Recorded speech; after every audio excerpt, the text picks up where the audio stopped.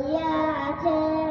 এক নম্বর হাদিস শরীফ, খায়রুকুম মান তাআল্লামাল কুরআন ওয়া আল্লামা।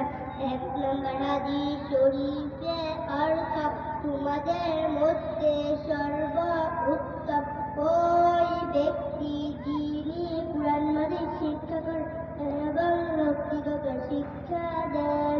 দুই নম্বর হাদিস শরীফ, আফদালুল ইবাদাতি তিলাওয়াতুল কুরআন।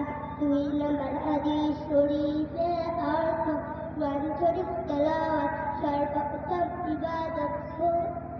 তিন নম্বর হাদিস শরীফ, তাআল্লামুল ফারাইদ ওয়াল কুরআন ওয়া'আল্লিমুন নাস ফাইন্নী মাকবুল। তিন নম্বর হাদিস শরীফের অর্থ, তোমরা ফরজ সমূহ ও কুরআন মাজিদ শিক্ষা করেন এবং লোকদিগকে শিক্ষা দেন, কেননা আমি চিরকাল থাকিব না। পাঁচ নম্বর